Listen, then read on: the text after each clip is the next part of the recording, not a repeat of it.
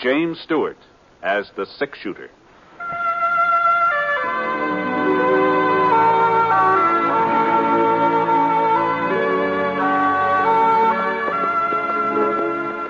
The man in the saddle is angular and long-legged. His skin is sun-dyed brown. The gun in his holster is gray steel and rainbow mother of pearl, its handle unmarked. People call them both the six-shooter. The NBC Radio Network presents James Stewart as the six-shooter, a transcribed series of radio dramas based on the life of Britt Ponsett, the Texas plainsman who wandered through the Western Territories, leaving behind a trail of still-remembered legends.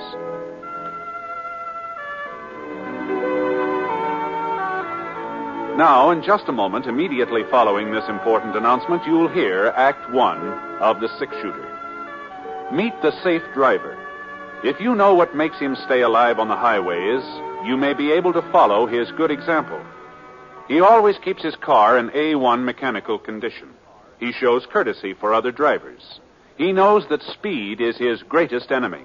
And most important, he knows and obeys the laws. Remember, few accidents happen with safe drivers. Are you one of them? Now, Act One of The Six-Shooter, starring James Stewart.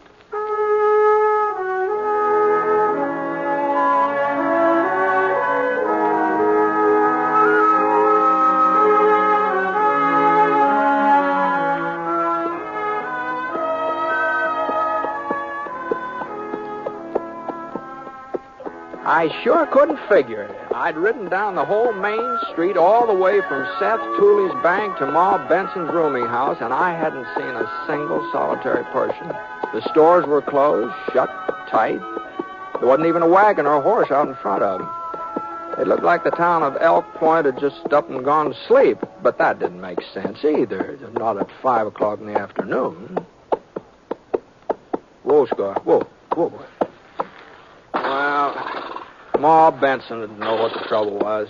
She always had a pretty good notion about everything that went on in Jackson County. You know, folks always used to say that's why the Elk Point Gazette kept going broke. You know, old Sadie Benson was too much competition.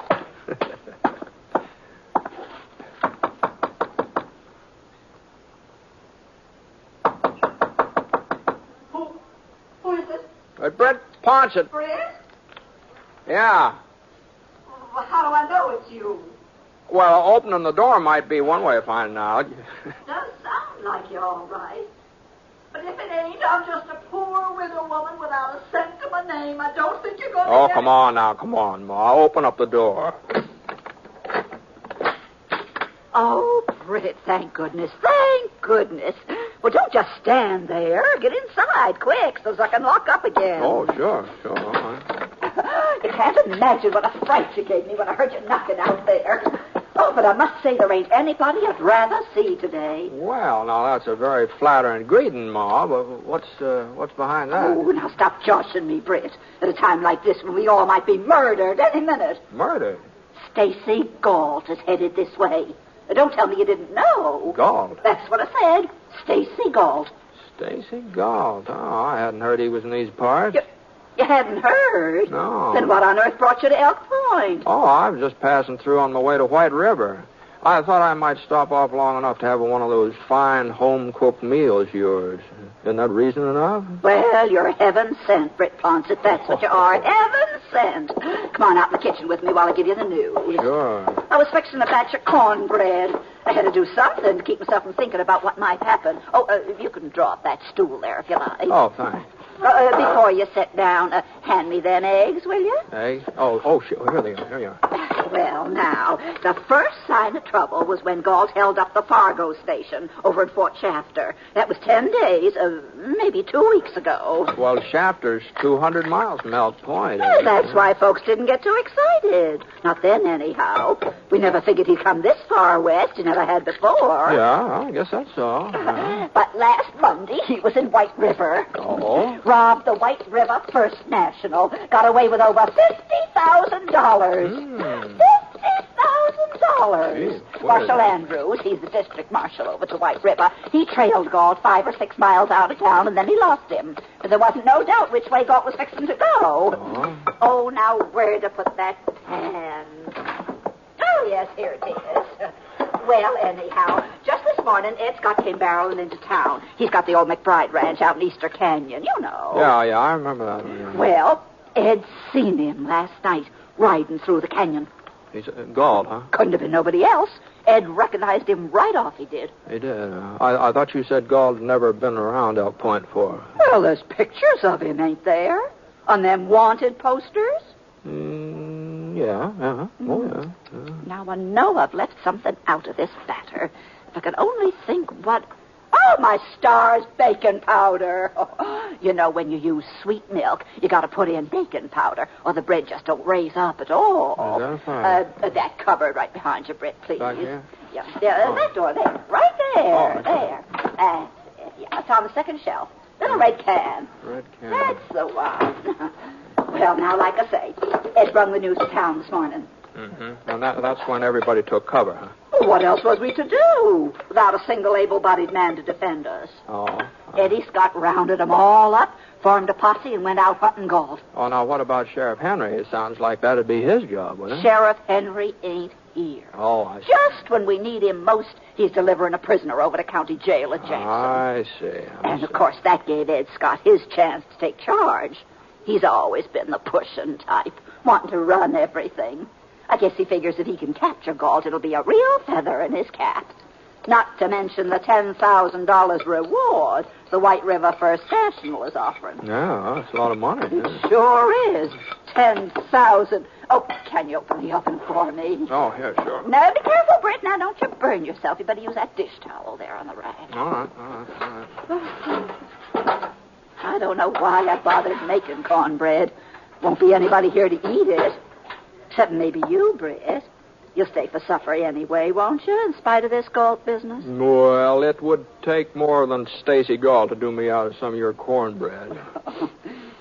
Gee whiz, I'd ride 20 miles just to get a whiff of it. Oh, I would, yes, I would. Britt. Well, my cooking's all right, but it ain't nothing exceptional. No, Oh, you always was one to hand out the blarney. Uh-oh. Mind you, don't stop it. You'll have me so flustered. I won't know whether I'm coming or going. Yeah, I think I'll go out and put Scar in the barn. Well, you're welcome to feed him. There's plenty of hay. Thanks.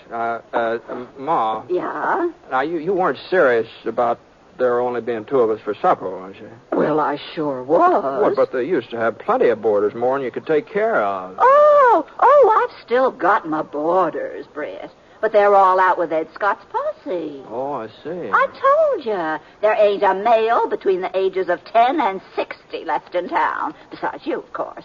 Why, even old man Fletcher went along with that posse. No. They had to help him onto his horse, but he went.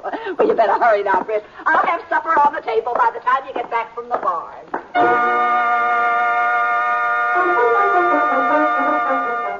It is quite a supper, too.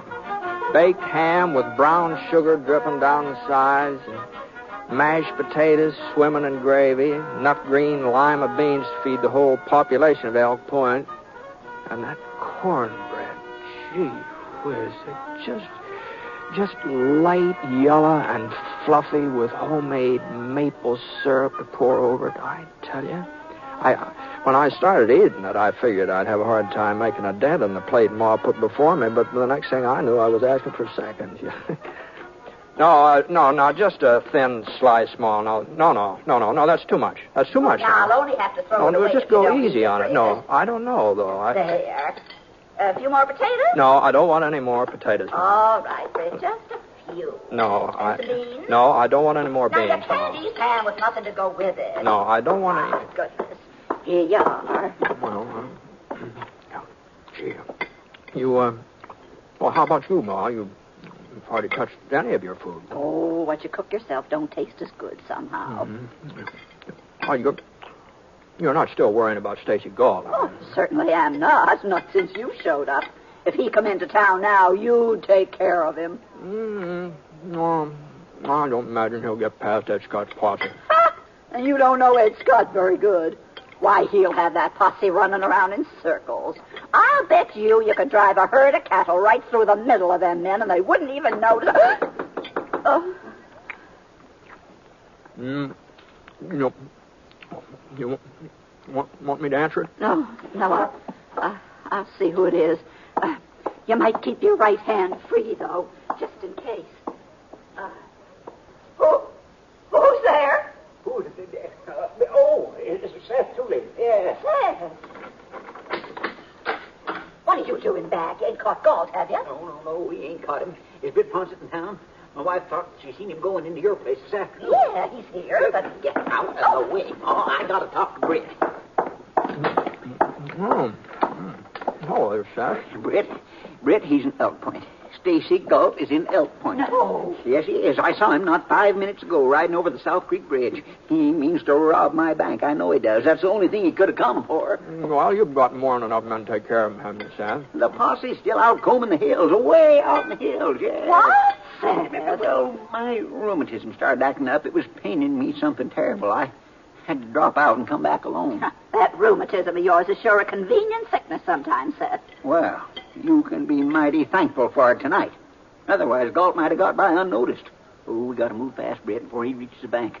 I brought him 44. I figured the two of us together could... Now, just hold on, Seth.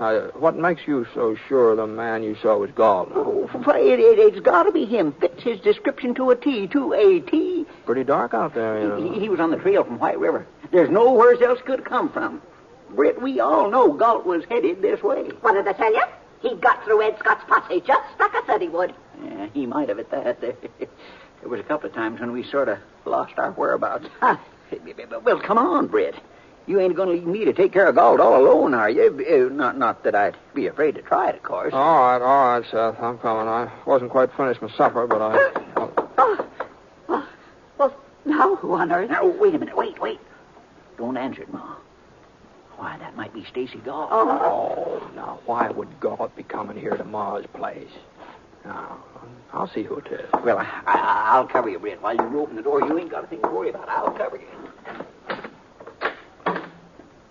Howdy. Sign out front says rooms. I'm looking for a place to stay. It's him, Ma. It's him. Well, come on in. Here, this is Ma Benson. This is her rooming house. Evening, ma'am. I'm sorry. I'm full up. Oh? Well, that's too bad. I was only going to be here one night. Any place else I might stop over? No, that is not that I know of. Well? Before you go, mister. Yeah?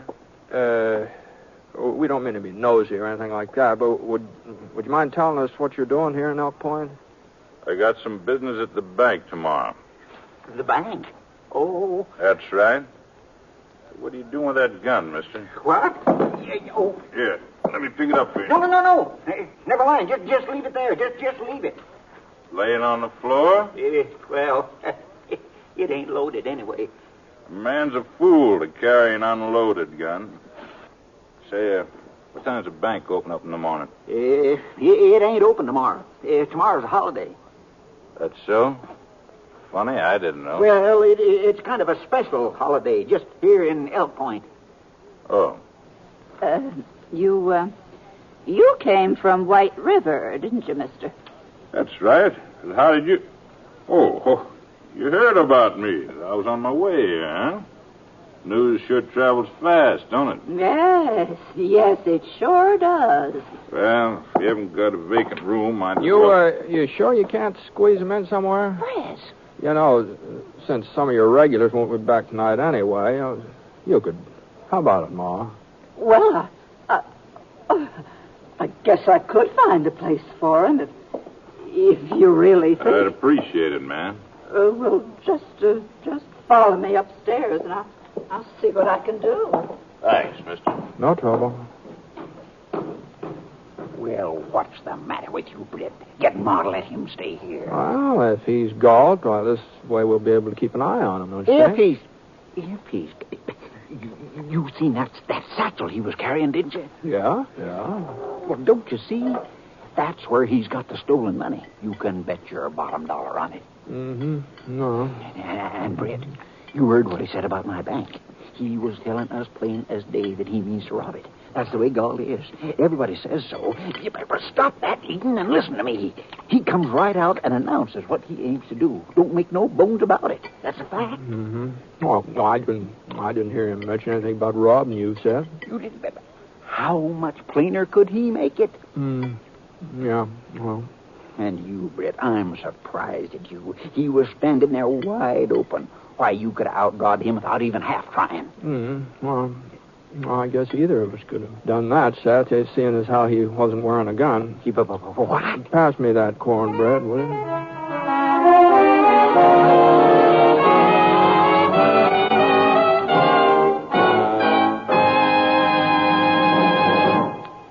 We'll return to James Stewart as the six-shooter in just a moment.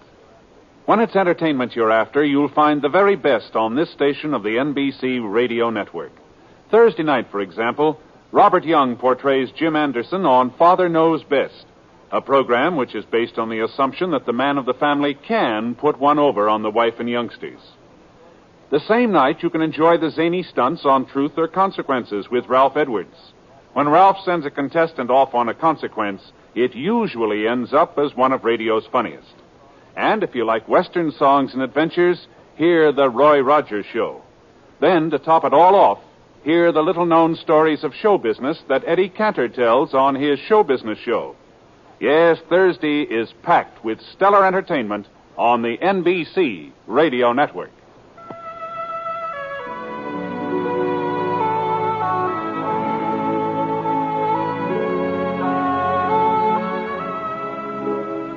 Now, Act Two of The Six-Shooter, starring James Stewart as Britt Ponsett.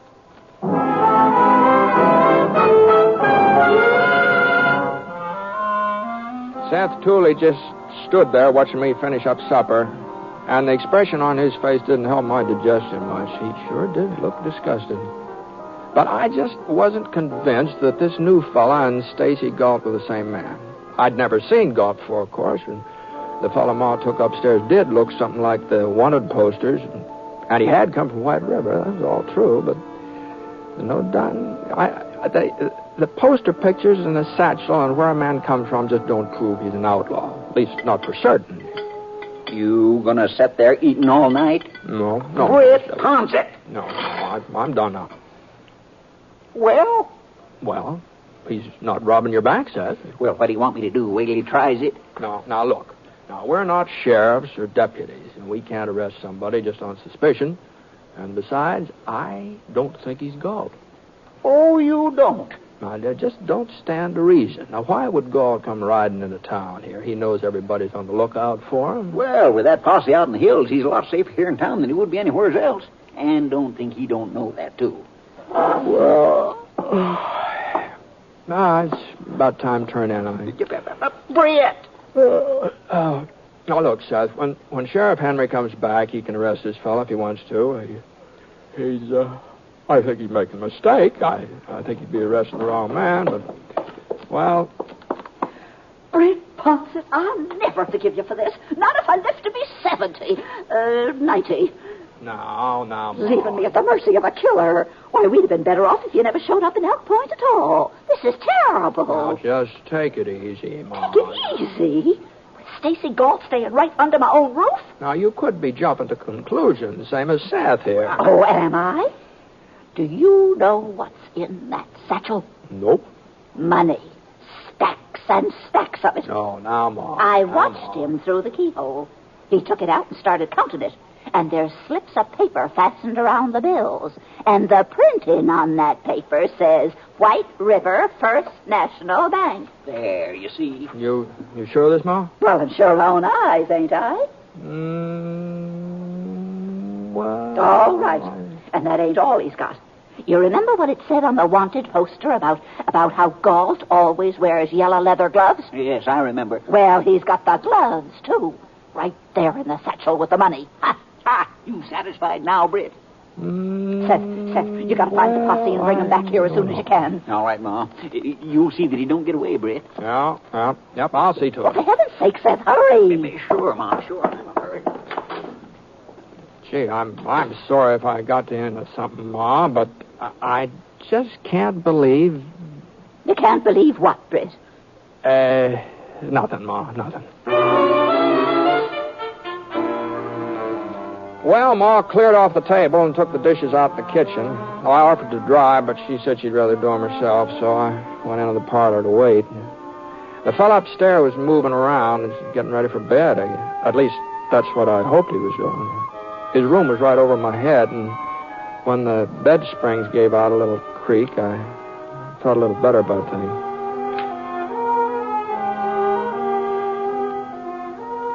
About 20 minutes later, Ma came out and sat down in her rocker beside the fireplace. She was crocheting one of those doodads you put in the arm of a chair, you know. We didn't do much talking. Not for the next couple of hours, we didn't. And then about 11 o'clock, the posse came riding up. Well, must be them, Ma. Oh, it's about time. Well? Maybe you'd better wait in the kitchen in case there's any trouble. Huh? There won't be no trouble now, thanks to Seth Tooley. Yeah. Well, anyway, Oh, Ma. all right, Britt, all right.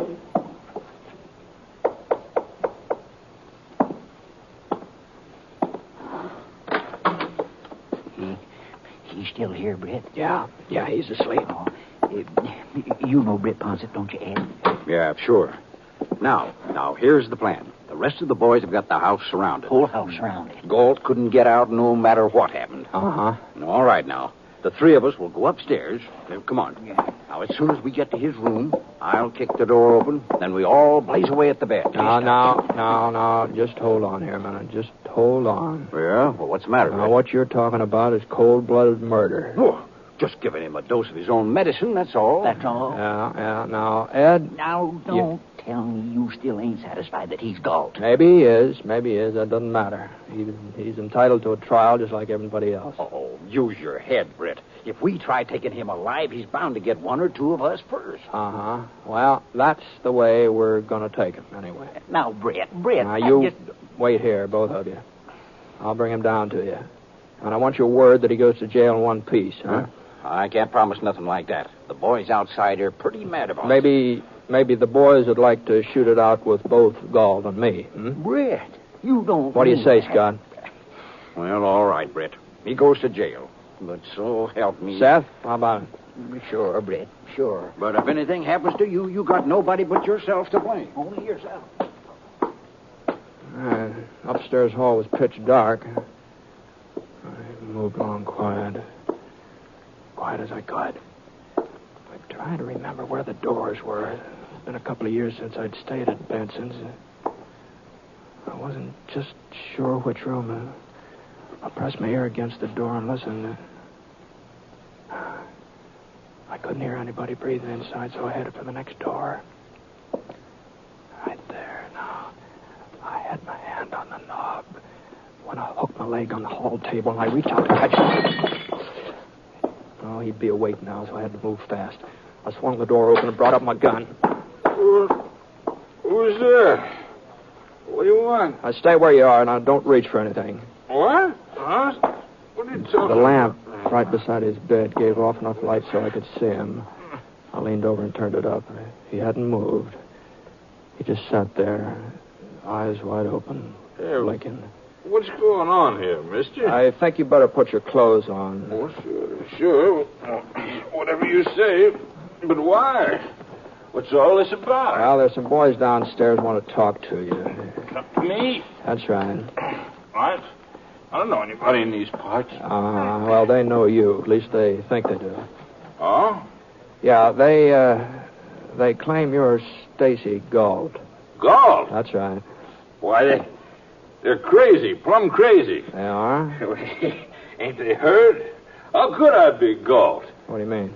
Gault's in jail, White River. He was captured, locked up day before yesterday. You sure that? I ought to be. I captured him. You... The proof's right there in my satchel. Reward money. White River First National paid it to me yesterday. No. And Marshal Andrews gave me Gault's yellow gloves as a sort of memento of the occasion, along with a letter of congratulations. Yeah. You see him? You captured Stacy Gault? Well, it was kind of accidental. You see, I'm a drummer. Travel around selling gadgets and things. I didn't know the cabin was Gault's hideout. Looked like any other cabin to me. Thought there might be some kids living there. So I was getting up my samples when the door opened. Guess he thought the six-shooter I was holding was a real thing. Of course, it did look mighty genuine for an imitation.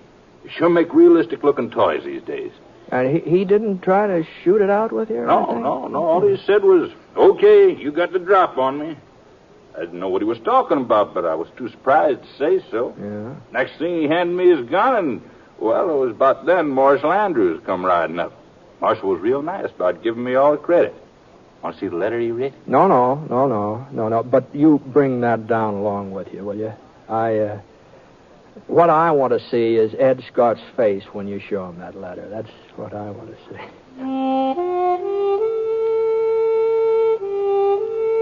So when he got finished putting his clothes on, I took Amos Foster, that was his name. I took him downstairs, and Ed and Seth, they were standing at the bottom, covering us with their guns.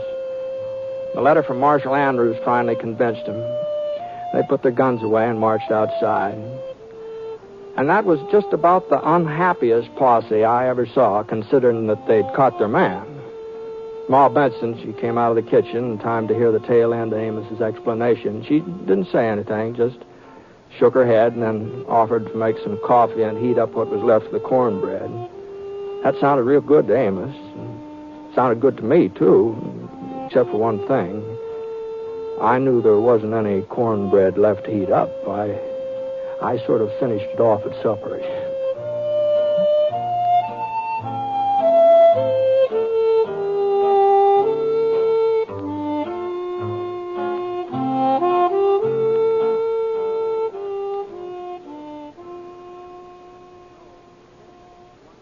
You know, defense is one job we can't put off.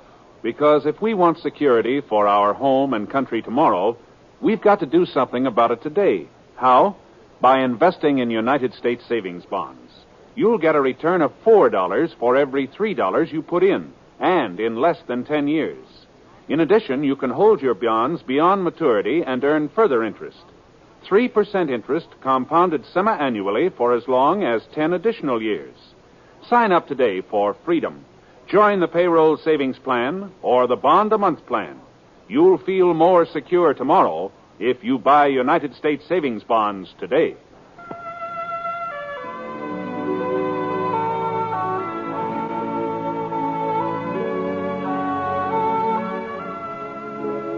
The Six Shooter is an NBC Radio Network production in association with Review Productions. It is based on a character created by Frank Burt, and the transcribed story is written by him.